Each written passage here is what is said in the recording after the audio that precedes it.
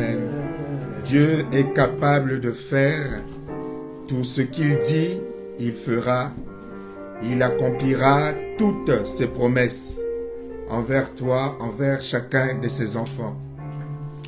Ce soir, le thème c'est un Dieu qui exauce, un Dieu qui écoute et qui exauce la prière. Un Dieu qui exauce et qui écoute la prière, que le Seigneur a souhaité que nous puissions partager ensemble afin de pouvoir nous rappeler les fondamentaux de la foi chrétienne. Ce que nous allons partager ce soir n'a rien d'extraordinaire, c'est juste un rappel. Je n'aurai pas beaucoup de commentaires à faire, nous allons juste nous rappeler certains exemples au cours duquel Dieu a écouté et a exaucé les prières de ceux qui se sont rapprochés de lui. Jamais dans la Bible, en prenant l'exemple du Seigneur Jésus, jamais une personne venant à lui a été chassée, a été refoulée, s'est présenté, le Seigneur a dit non, je ne veux pas t'écouter.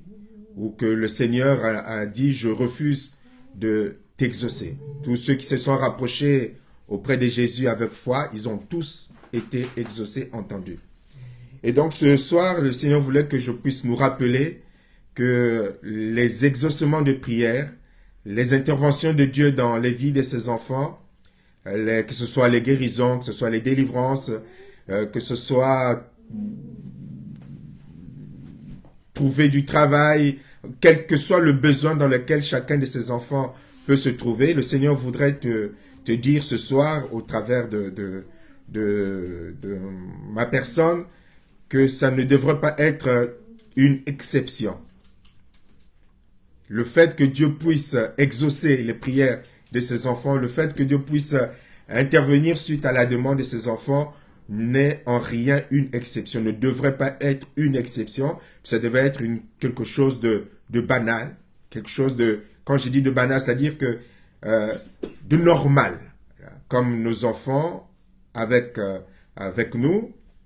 Notre Dieu n'est pas un Dieu, on a déjà eu l'occasion d'en parler, n'est pas un Dieu lointain, il est notre Père, et la responsabilité du Père, c'est d'être à l'écoute des besoins de ses enfants, et de pouvoir d'une manière ou d'une autre y répondre, mais en tout cas, c'est un Dieu qui se manifeste et qui n'a qu'un seul désir, c'est parler avec ses enfants et répondre à la prière aux prières de ses enfants. Je rappelle encore cette grande vérité que le Seigneur m'avait donné de partager avec nous concernant nos sujets de prière. Rappelez que tant que Dieu ne nous a pas dit, tant que Dieu ne t'a pas dit de ne plus prier dans un certain sens, d'exprimer une certaine requête, tant que Dieu ne te l'a pas dit, tu as le droit de continuer d'espérer. Tu as le droit de continuer d'espérer. Dieu voudrait, et nous en avions parlé, je ne sais plus quand, que nous puissions retrouver cette foi d'enfant, cette foi authentique. Lorsque un sujet de prière s'impose en nous, quel que soit le sujet de prière, généralement nous regardons, comment est-ce que je peux l'exprimer, d'une échelle de 1 à 10, nous nous situons par rapport à l'attente à 2. Voilà.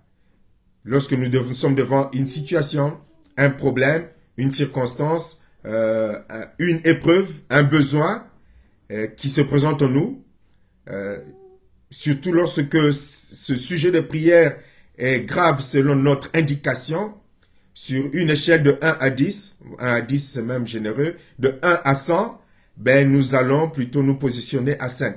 Tout de suite, nous sommes dans la désespérance. Si nous sommes honnêtes, tout de suite, nous craignons le pire. Tout de suite, nous sommes dans le désespoir. Tout de suite, nous sommes dans la fatalité, alors que notre Dieu ne nous a rien dit.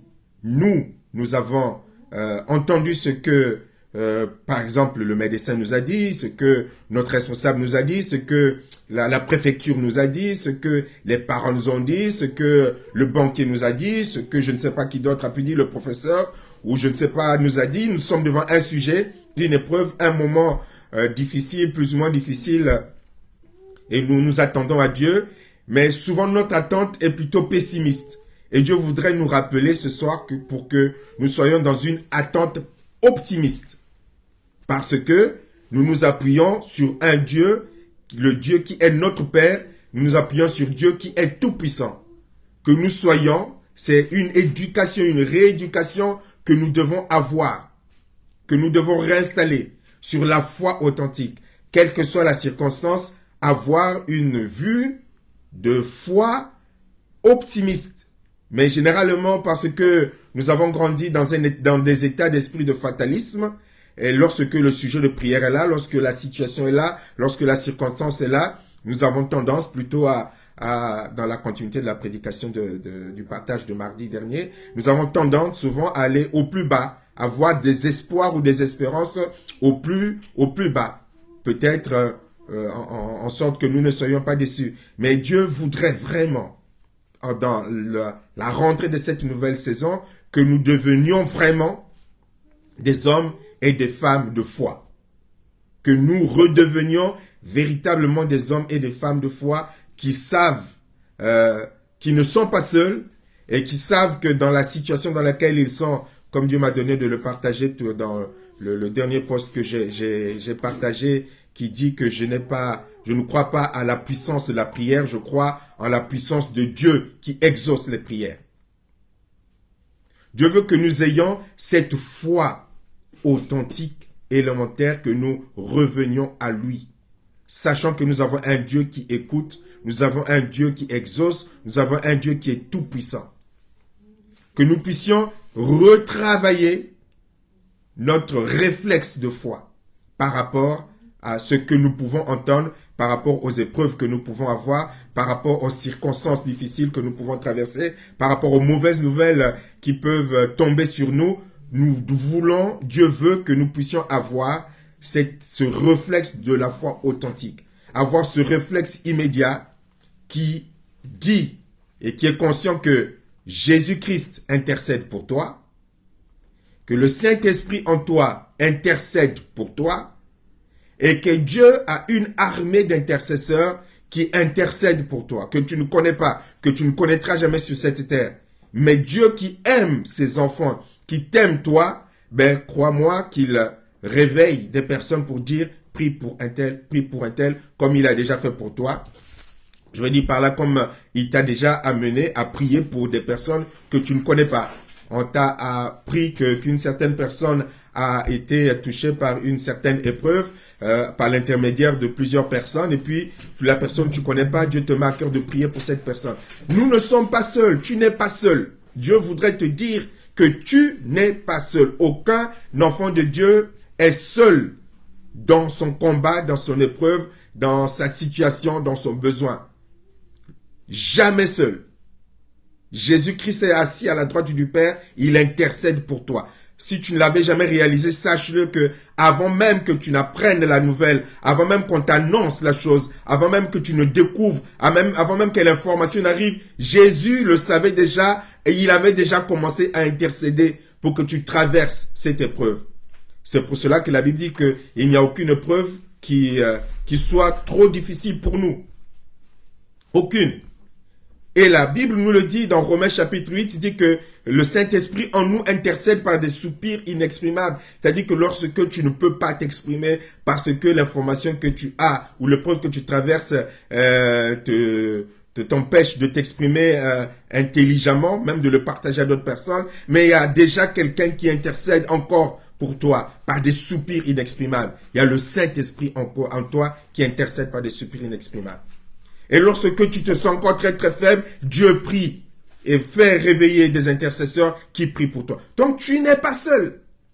C'est pour cela que, quelle que soit l'épreuve que tu traverses, tu dois apprendre, nous devons apprendre à avoir cette approche optimiste, non pas défaitiste, non pas fataliste, non pas regarder, craindre tout de suite le pire, c'est fini pour moi, c'est écrit, c'est terminé. Non, ton Dieu est toujours capable.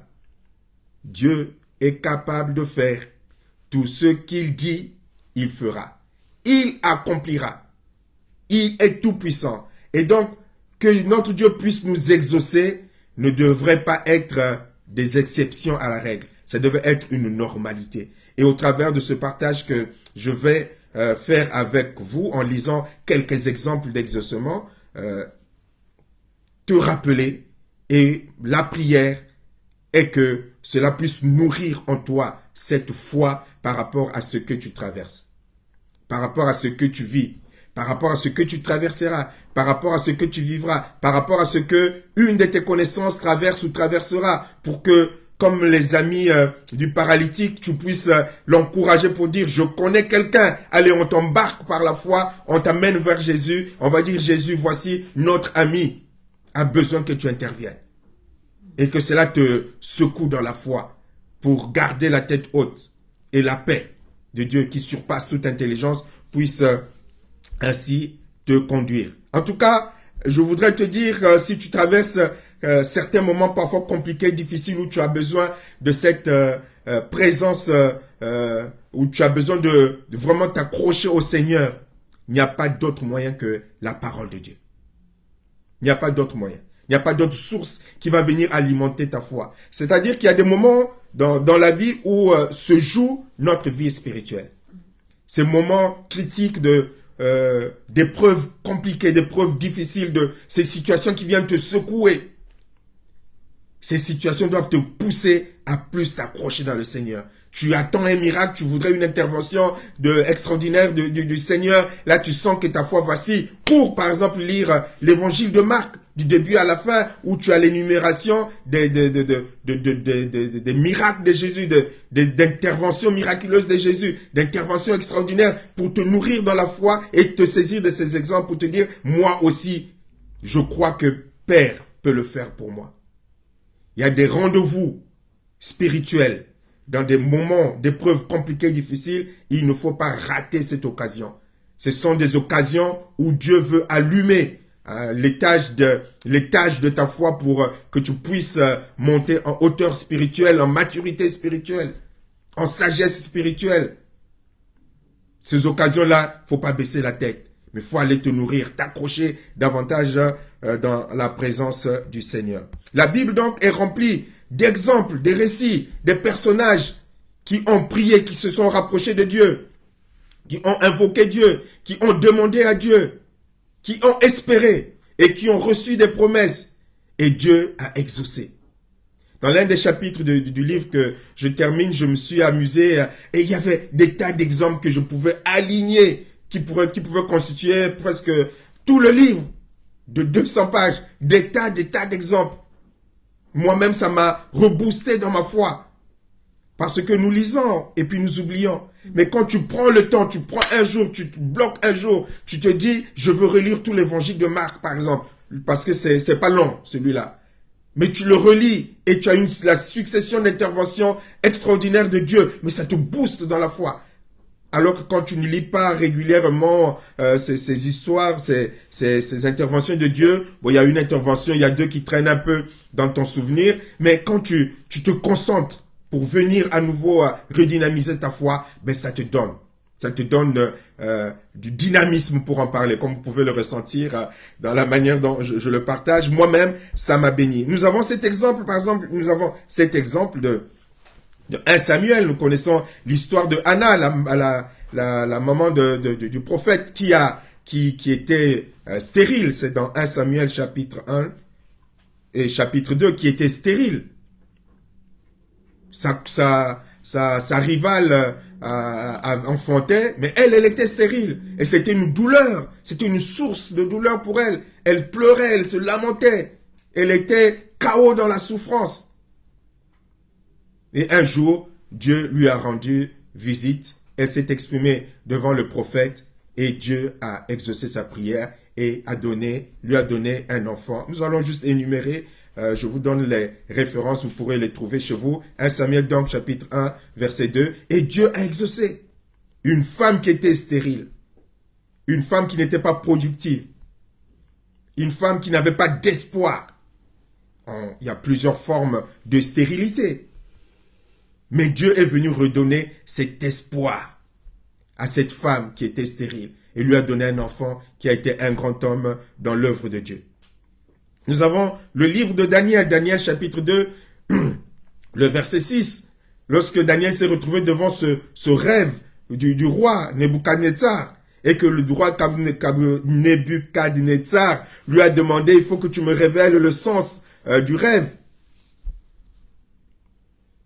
L'autre fait son rêve, il vient te demander, il faut que tu découvres ce que j'ai rêvé et tu dois me donner l'explication. Et la Bible nous dit que tous ces faux serviteurs diaboliques, occultes et occultistes qui étaient autour de lui n'ont pas pu répondre à l'attente du roi, qui va tous les menacer de mort. Mais Daniel va prier Dieu, et Dieu va lui donner la sagesse pour interpréter le rêve du roi.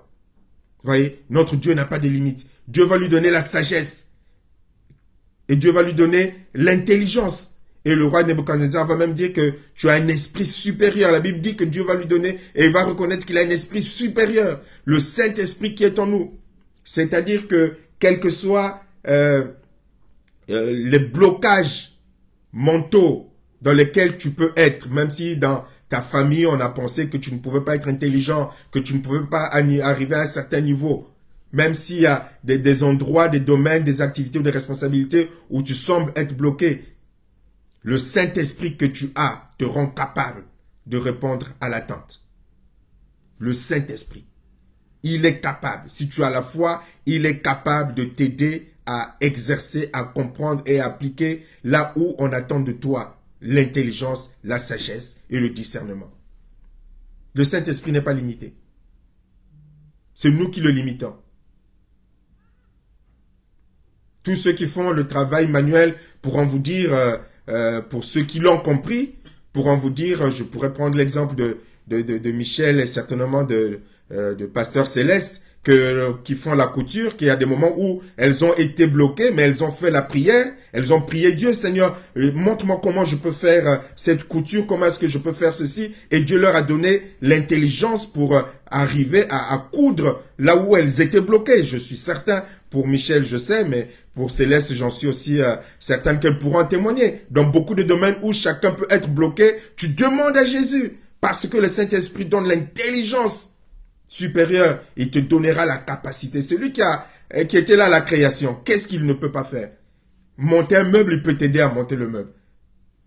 Avoir un diplôme, il peut t'aider à avoir un diplôme. Avoir le permis, il peut t'aider à avoir le permis. Quel que soit le domaine qui demande de l'intelligence, de la sagesse, le Saint-Esprit n'est pas limité. Je pourrais vous aligner des exemples que j'ai vécu avec le Seigneur, mais on va s'arrêter aux exemples de la Bible. Élisée, chapitre 2. Élisée, chapitre 2. Là, le pasteur Richel dit, oh, j'ai jamais lu Élisée, chapitre 2. C'est 2 Rois, chapitre 4. 2 Rois, chapitre 4, qui parle d'Élisée, que Dieu a exaucé. Il était chez une femme veuve, qui était endettée. Mais Élisée va lui dire, prends soin de moi. Et Élisée va prier et Dieu va multiplier l'huile dans sa maison.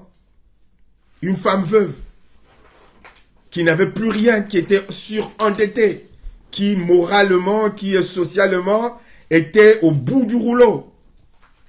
Le banquier lui a dit, ton compte c'est moins 5 millions. Moins 5 millions. Madame, on va fermer votre compte et après on va vous retirer même ce que vous avez. On va même vous rendre, on va même vous transformer en esclave, vous payer vos dettes. C'est moi qui extrapole. Mais Dieu va venir et va résoudre le problème financier de la dame. Dieu aussi règle les problèmes financiers. L'or et l'argent lui appartiennent. Il règle aussi les problèmes financiers. Dans les besoins sociaux dans lesquels tu peux te retrouver, ton Dieu qui le voit est capable, si tu le crois, de venir t'aider à régler ta situation. Et si c'est à cause d'un manque de sagesse que tu t'es retrouvé dans des difficultés financières comme pas possible, ben commence par te repentir devant ton Dieu. Et si ta repentance est sincère, après tu demandes l'aide de Dieu, le Seigneur, il ne va pas t'abandonner. C'est ton papa. Mais il faut que tu reconnaisses que tu as mal géré, que tu as pris des engagements qu'il ne fallait pas. Parce que notre Père aime ceux qui sont responsables, qui reconnaissent leurs torts et qui sont responsables. Et ton Père ne te laissera pas. Tu demandes, voilà papa, voilà, j'ai pris des engagements, je me suis hâté, j'ai fait des erreurs, je me retrouve dans des sacrés problèmes financiers. J'ai besoin de ton aide. Si tu ne m'aides pas, je suis mort en quelque sorte. Et Dieu va t'aider. Et Dieu va venir te secourir. Dans le livre, dans l'évangile de Luc, le chapitre 2, du verset 36 au verset 38, il nous est parlé de Anne qui était une femme très pieuse et qui passait son temps dans le temple et qui servait Dieu jour et nuit. Et elle jeûnait, elle priait. Mais Dieu lui avait fait la promesse que un jour il verrait Jésus, le Messie. Dieu lui a fait la promesse. Et elle est restée là à attendre. Pieuse, veuve, aimant le Seigneur, aimant Dieu. Et à cause de cette fidélité, Dieu va lui dire que tu ne mourras pas tant que tu n'auras pas vu le Messie. Et Dieu va tenir sa promesse. Elle va voir le Messie arriver. Il y a des promesses individuelles, particulières, personnalisées que ton Dieu est capable de te faire. Parce que c'est toi, parce que tu as fait ceci. Ce n'est pas du favoritisme, mais c'est en réponse à une certaine particularité de foi, ou d'engagement, ou de zèle. Dieu qui voit, qui sent, il va dire, parce que tu as fait ceci. C'est ce que il va vivre avec David. Le fait que David ait eu la pensée de bâtir le temple, le fait qu'il ait eu la simple pensée de bâtir le temple, Dieu va lui dire, parce que tu as eu cette pensée de me bâtir un temple, mais voilà, tu ne manqueras pas de successeurs sur le trône de David. Et c'est ainsi que Jésus-Christ est devenu, entre autres, le fils de David. Parce que tu y as pensé. Il n'avait rien fait. David n'a jamais construit le temple. Mais rien que la pensée, tu t'es soucié du bien-être de Dieu, de ce qui concerne les choses de Dieu. Tout de suite, ça peut attirer sur toi une bénédiction particulière, une faveur particulière. Et Dieu va venir te faire cette promesse individuelle. Et il a la capacité de tenir cette promesse. Dans Josué chapitre 10, du verset 12 au verset 14, tout le livre tout le chapitre de Josué, ce chapitre 10, il est question de Josué qui va prier. Il va prier pour que Dieu prolonge la journée. Et le soleil et la lune vont s'arrêter. Dieu va écouter la prière d'un homme. La Bible dit même que jamais il n'y a eu cette occasion où Dieu va entendre un homme. Il va écouter la prière. Soleil, arrête-toi sur Gabaon. Et lune, je ne sais plus sur quoi. Il va prolonger la journée. Vous vous imaginez? Parce qu'il fallait absolument que la bataille s'achève. Et il ne voulait pas que la nuit tombe pour que les ennemis puissent s'enfuir comme ils avaient le dessus sur les adversaires dans cette bataille qu'il est en train de livrer. Et donc il va en complicité avec Dieu, il va donc prier. Et le soleil va s'arrêter et la journée va se prolonger. Dieu écoute. Quand tu es en communion avec lui, il était dans la volonté de Dieu. Josué s'est pas levé de bon matin, non. Il était là selon la volonté de Dieu. Il était là selon la pensée de Dieu. Lorsque vous lisez l'histoire en amont. Donc il savait qu'il était dans les circonstances favorables de Dieu. Et quand ces moments de circonstances favorables sont là, mais quand ça concourt à ce plan de Dieu, mais toutes les prières que tu peux faire dans ce sens, Dieu va écouter. Dieu va écouter. C'est pour cela qu'il faut développer cette proximité, cette complicité avec le Seigneur dans la prière, dialogue, pour arriver à cela. Et là, tu pries, ton Dieu écoute. Même tu dis, le soleil, arrête-toi. Le soleil va s'arrêter. Le soleil va s'arrêter. Dieu écoute. Il est sans limite. Il n'est pas limité par les lois physiques ou physiologiques ou astronomiques. Voilà, il est écrit que le soleil tourne autour que la... C'est le soleil qui tourne autour de la Terre, c'est ça? Non, c'est la Terre qui tourne. Bon, bref. Il est écrit qu'il y a l'un des astres qui tourne tout autour. Je ne veux pas trop me déconcentrer. Il est écrit que l'astre tourne. Non, là, Dieu va dire, même si la loi dit que l'astre tourne, ben là, tu ne vas pas tourner. Tu ne bouges pas. Tu ne bouges pas. Et pourtant, la loi dit que l'astre doit tourner. Mais là, Dieu va dire, quelle que soit la loi astrologique ou astronomique qui a été établie, moi, j'ai une loi au-dessus qui va ordonner que cette loi soit suspendue. Et cette loi a été suspendue. Donc, notre Dieu n'est pas limité. Notre Dieu n'est pas limité. Dans Juge, chapitre 13, les parents de Samson, un autre exemple du couple Manoah dont la femme était stérile, mais qui va recevoir la visite d'un ange. Ils étaient en train de prier. La femme était stérile et ils priaient, ils espéraient avoir un enfant. Et ils vont voir la visite d'un ange qui va venir leur dire, voilà, déjà dire à la femme et la deuxième fois au couple, voilà, confirmer que un enfant allait venir au monde.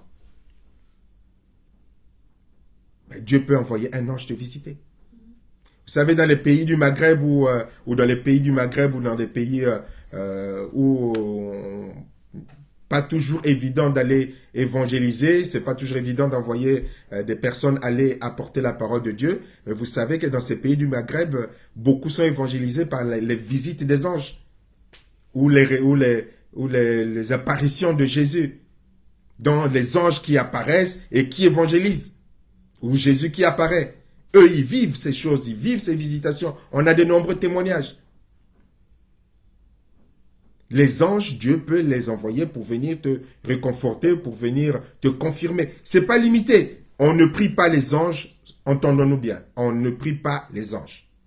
Mais n'empêche, Dieu peut utiliser un ange pour venir te révéler quelque chose, t'apporter une réponse. Comme on le voit avec Jean et d'autres serviteurs de Dieu. Ce n'est pas extraordinaire, ça peut arriver. C'est pour cela qu'il faut avoir l'esprit ouvert. Nous n'avons pas le droit de prier les anges parce que les anges, l'ange n'est pas Dieu. On a le droit que de prier Dieu. Même les anges eux-mêmes, lorsqu'ils apparaissent auprès de Jean et que Jean veut se prosterner, il dit non, on adore que Dieu. Donc on adore que Dieu, on ne prie que Dieu.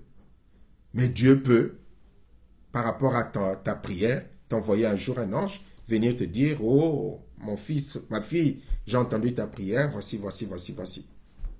Cela est également possible. Dieu peut répondre de différentes manières. Dans Actes chapitre 10, nous avons l'exemple de Corneille.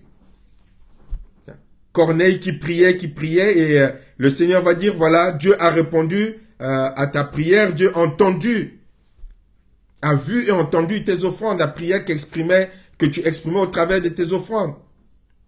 Et Dieu va déplacer Pierre pour aller lui annoncer l'évangile. Dieu a vu le besoin et Dieu va déplacer Pierre pour venir annoncer la parole, ce dont ils avaient besoin. Donc Dieu va utiliser un ange, Dieu va utiliser un apôtre,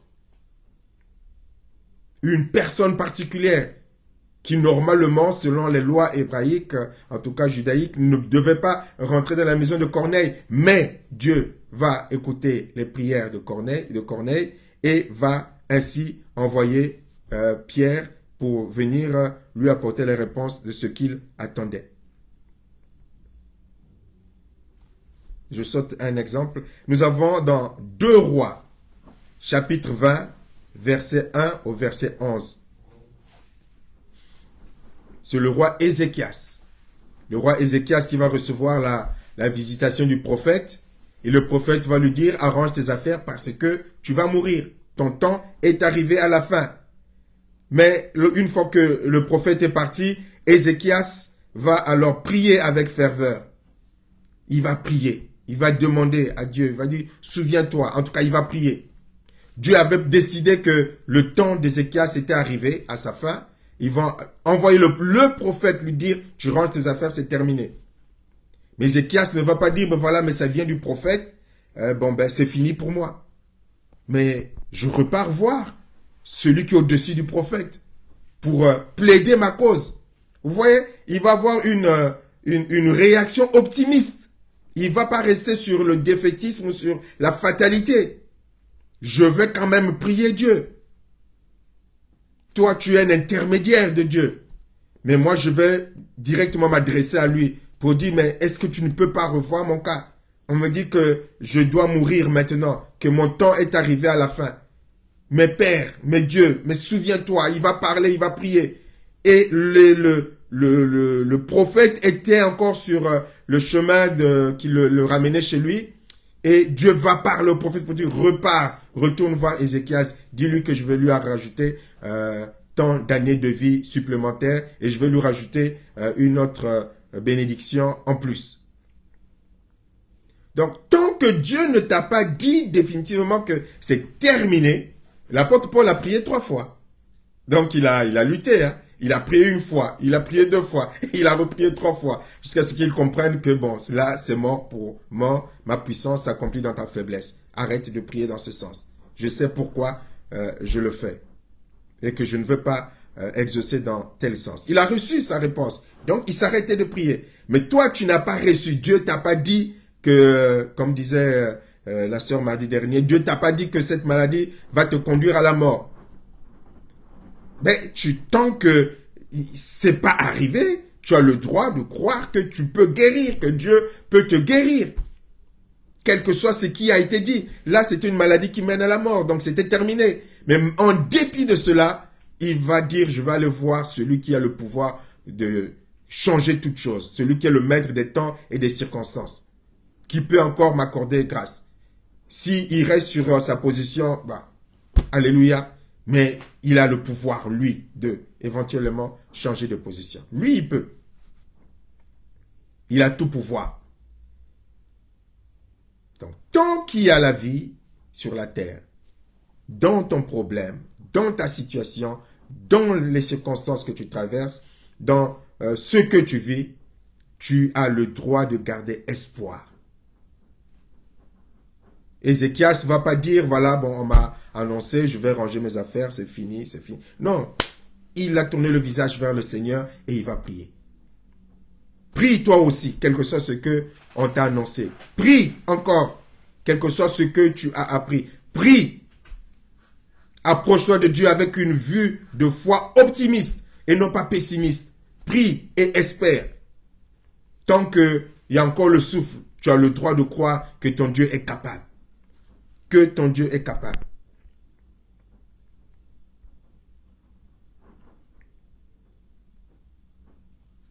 Nous avons les exemples des lépreux dans Luc chapitre 17, du verset 11 au verset 19, les 10 lépreux qui demandèrent la guérison à Jésus. Et Jésus les a guéris. 10 lépreux.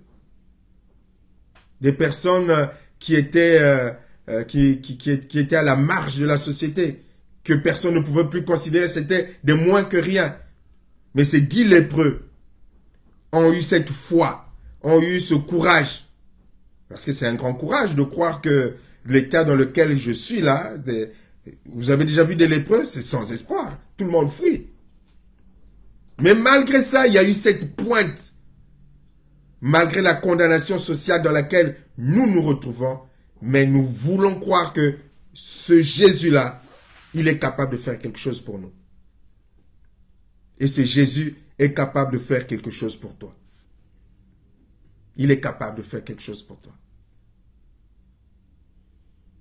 Toi qui es peut-être mis de côté, parfois il y a certaines personnes, dès qu'ils ont une maladie bizarre, ils sont refoulés, même la famille ne va plus leur rendre visite. Donc on rajoute à la douleur de la maladie, la douleur du rejet, la douleur de la condamnation. Et puis on se retrouve sans espoir. Et Dieu voudrait te dire ce soir qu'il y a encore un espoir. Qu'il y a encore de l'espoir pour toi. Parce que Jésus-Christ, lui, il est capable.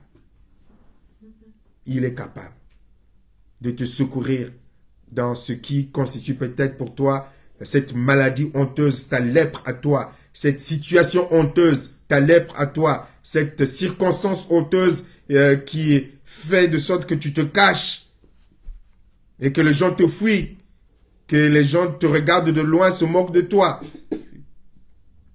Cette circonstance, cette situation qui peut s'apparenter pour toi à une forme de lèpre. Mais Dieu est capable de venir t'aider et te sortir et te guérir de cette maladie. Là où les hommes t'ont condamné, là où les hommes t'ont rejeté. Dieu est capable. de venir te secourir. Dans Esther, dans le livre d'Esther, également, nous voyons le peuple qui était menacé.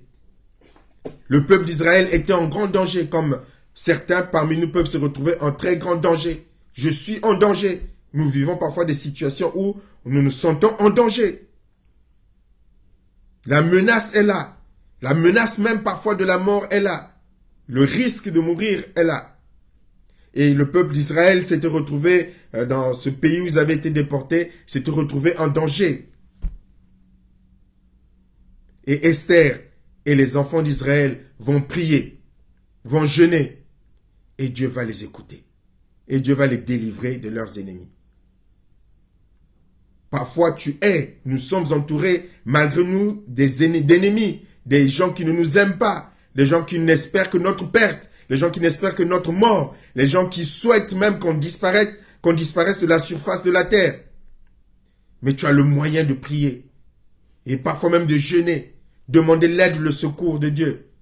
Et le Seigneur va venir te secourir et confondre tes ennemis, comme il va confondre les ennemis d'Israël dans cette situation. Dans Matthieu chapitre 15, verset 21 au verset 38, on a cette femme syrophénicienne qui va implorer Jésus. Sa fille était possédée, sa fille était démoniaque. Possédée, démoniaque, agitée par les démons. Cette femme va prier Jésus. Va dire, Jésus, s'il te plaît. Le Seigneur va discuter avec elle pour la mener à exprimer sa foi. Elle va exprimer cette foi et le Seigneur va exaucer cette mère. Va exaucer cette mère. Parfois, ce sont nos enfants qui sont malades. Parfois, c'est un proche qui est malade, comme dans l'exemple que j'ai donné des amis du paralytique. Alors, nous prions pour eux. Tu pries pour lui, tu pries pour elle. Tu intercèdes avec persévérance. Parce que tu sais que ton Dieu est capable d'agir, d'intervenir pour guérir, pour délivrer, pour sauver, pour restaurer. Il est capable. Si nous sommes dans la compassion, alors sans être intercesseurs, mais intercédant pour les autres, le Seigneur, ton Dieu, est capable de t'écouter pour faire du bien à ta fille, pour faire du bien à ton fils, pour faire du bien à ton père, pour faire du bien à ta mère, pour faire du bien à ton frère, ta soeur, ton ami, ton voisin. Il est capable. Il est capable de le faire.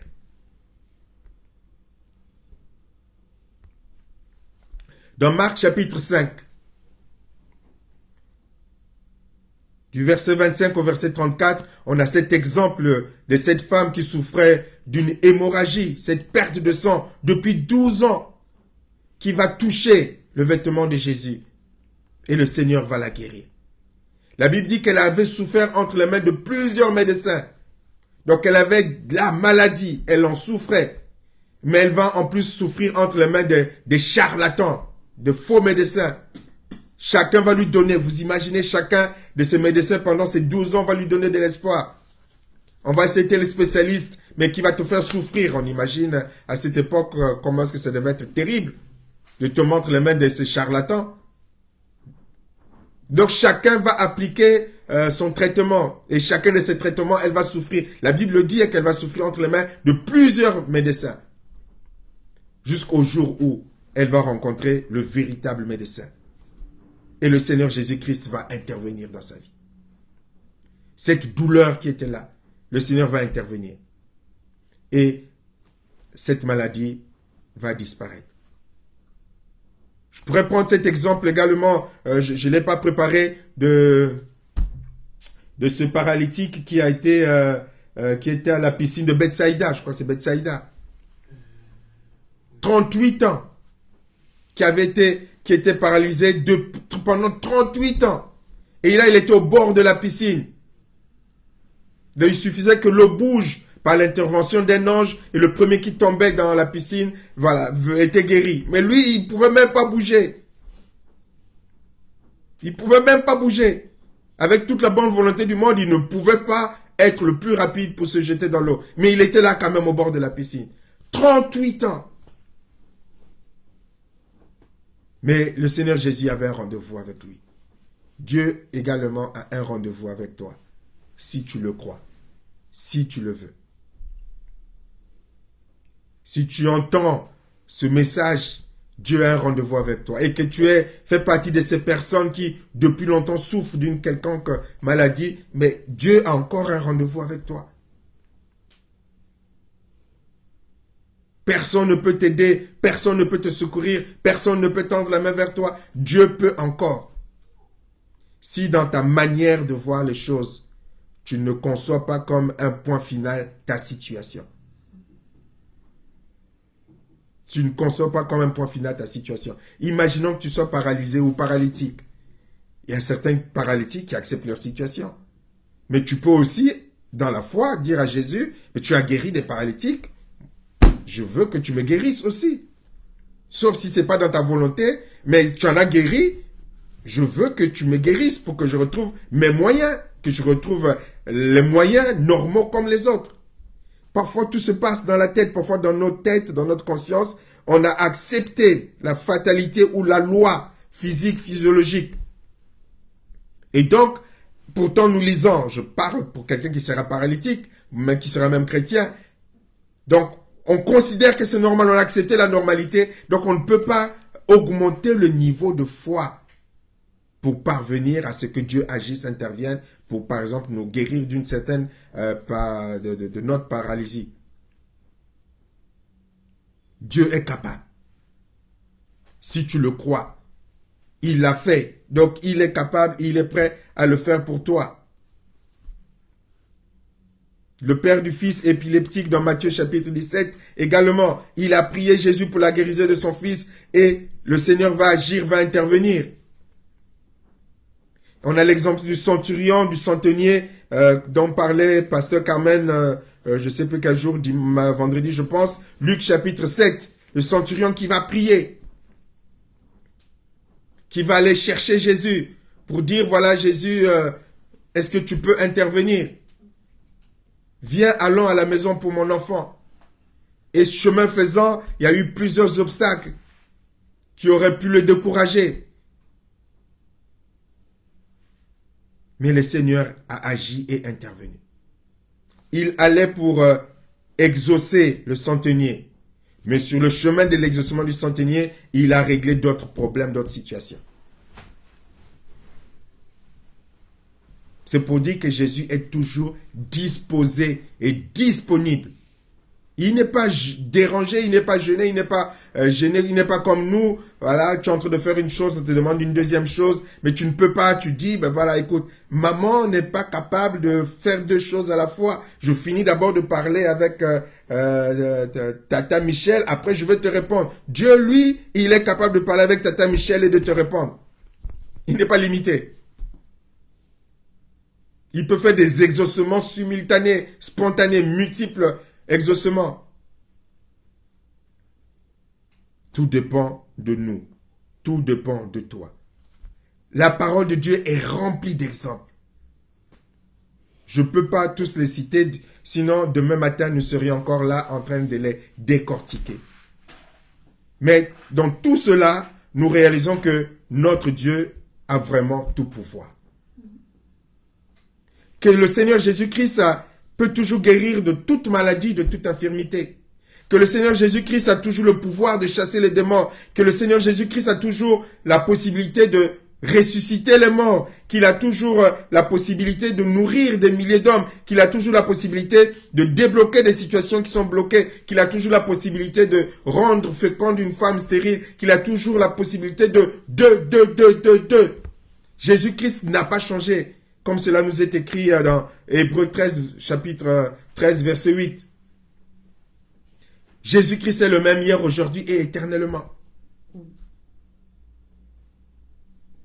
Dieu est le seul qui a la possibilité et le pouvoir d'accomplir ce qu'il promet. Personne d'autre n'a ces moyens. Chacun d'entre nous fait des promesses, mais nous n'avons pas toujours les moyens de tenir ces promesses. Et nous n'avons souvent pas les moyens de tenir ces promesses. comme je l'avais expliqué dans une des prédications. Parfois, nous sommes animés de bonne volonté. Nous voudrions soutenir ceci. Parfois, nous nous sommes engagés. Parfois, nous avons promis. Et quand nous avions promis, nous savions que nous avions les moyens. Mais quelque temps après, ces moyens sont utilisés ailleurs. Et finalement, on ne peut plus soutenir ni tenir notre engagement. Et parfois même, les gens vont penser que nous sommes comme on dit dans le village du pasteur Richel, des Ngaya, des escrocs. Tu fais des promesses que tu ne peux pas tenir. Ben non, alors que tout simplement, des circonstances particulières ont fait que ce que j'avais prévu et qui était programmé pour ça, je ne pouvais pas faire autrement, c'est parti. C'est pas que je tiens pas parole. Nous n'avons pas souvent les moyens de tenir même nos plus belles promesses, nos souhaits les plus extraordinaires. Que parfois nous n'exprimons pas, nous disons, voilà, le jour où un tel va se marier, je suis prêt, je ferai ceci, je ferai cela. Mais la date du mariage arrivant, on n'a pas les moyens de faire ce qu'on aurait tant voulu faire. Mais Dieu, lui, il a le pouvoir d'accomplir ce qu'il promet. Il a le pouvoir d'accomplir ce qu'il promet. Il a le pouvoir d'agir au-delà de ce que nous pensons ou demandons. Il a le pouvoir d'agir au-delà de ce que nous demandons ou pensons. C'est-à-dire qu'au-delà de tes attentes, il a le pouvoir de faire plus, de te surprendre, de t'étonner. Et là où, au milieu de la foule, tu t'agenouilles, tu rends grâce à Dieu, dis, ah Seigneur, vraiment, vraiment, vraiment, je ne sais pas quoi dire. Tu es digne, je ne sais pas qui l'a chanté tout à l'heure, de recevoir la gloire, vraiment. Tu es digne. Qui n'a pas été étonné par Dieu? Où tu t'assois, tu t'agenouilles, dis Seigneur, honte à moi, honte à moi. Honte à moi. Mais il est encore prêt à te surprendre. Alors vous savez, comme le Seigneur Jésus-Christ l'a dit, je crois que c'est dans Jean chapitre 16, jusqu'à présent, 15 ou 16, je crois que c'est 16, jusqu'à présent vous n'avez rien demandé en mon nom. Demandez afin que vous puissiez recevoir. Dit jusqu'à présent, tu n'as pas encore vraiment reçu. Demande et tu verras. Et tu glorifieras ton Dieu. Tu glorifieras ton Dieu. Et ton Dieu veut que tu expérimentes cela. Dans le nom de Jésus. Alléluia. Dans le nom puissant de Jésus. Oui, ton Dieu est capable de faire. Ce qu'il dit, il fera. Il accomplira ses bienfaits envers toi. Alors garde ta foi en lui. Garde ta foi en Jésus. Il ne t'abandonnera pas. Il fera. Alléluia. Dieu est capable de faire. Dieu est capable de faire. Est-ce que tu le crois, mon frère, ma soeur? Enlève les limites. Enlève les raisonnements. Enlève les blocages. Ne regarde pas aux hommes, ne regarde pas aux lois, ne regarde pas aux règles, ne regarde pas à la nature. Regarde à ton Dieu qui est tout puissant. Qui est tout puissant. Et qui veut agir pour toi. Alléluia. Alléluia. Ton Dieu est capable de faire. Alléluia. Dieu est capable de faire. Dieu est capable de faire. Alléluia. Merci Jésus. Dieu est capable de faire. Dieu est capable de faire. Alléluia Jésus. Là où tu es, n'allons pas faire de partage ce soir. Mais là où tu es, dans ce que tu vis, dans ce que tu traverses, prie ton Dieu. Prie ton Dieu. Alléluia. Présente-toi vraiment devant le trône de la grâce, avec ton fardeau, avec ta situation. Et que le Saint-Esprit augmente ta foi. Que le Saint-Esprit augmente ta foi. Au nom de Jésus. Alléluia. Parle à ton Dieu. Parle à ton Dieu. Alléluia. Alléluia. Il n'est pas trop tard. Il n'est jamais trop tard avec Jésus. Alléluia.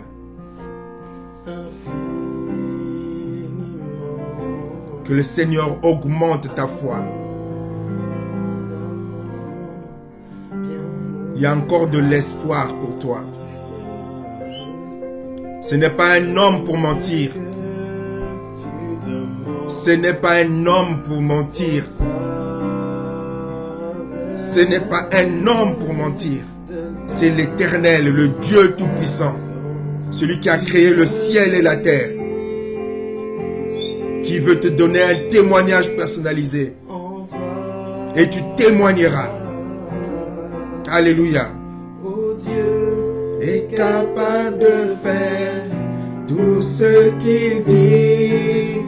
Il fera. Il accomplira. Il accomplira toutes ses promesses envers toi. Garde ta foi en Dieu, il ne t'abandonnera pas, il fera. Alléluia. Il est capable de faire. Il est capable de faire au nom de Jésus. Il est capable de faire au nom de Jésus. Décharge-toi de ton fardeau avec foi et tu vivras le miracle de Jésus. Tu vivras le miracle de Dieu. Alléluia. Au nom de Jésus. Au nom de Jésus. Au nom de Jésus. Et le Saint-Esprit fera son œuvre. Jésus. Alléluia. Dieu est capable de faire tout ce qu'il dit. Il fera. Il accomplira. Il accomplira toutes ses promesses avec toi. Garde ta foi en Dieu. Il ne t'abandonnera pas. Il fera. Dieu est capable de faire tout ce qu'il dit. Il fera. Il accomplira toutes ses promesses envers toi. Garde ta foi en Dieu. Il ne t'abandonnera pas. Il fera.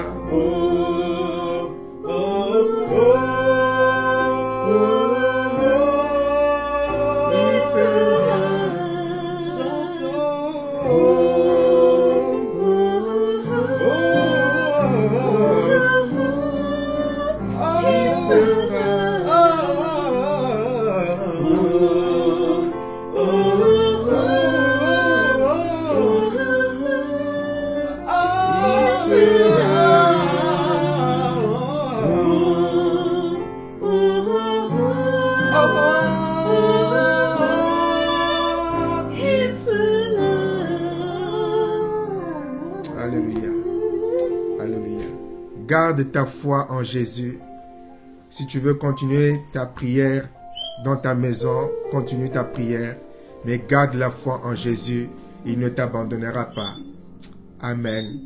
Amen. Voilà, nous sommes arrivés à la fin et que le Seigneur vous fortifie. Rendez-vous dimanche à 11h et mardi prochain à la même heure, 19h pour le prochain direct. Bonne soirée. Bonne soirée. Amen. Bonne soirée.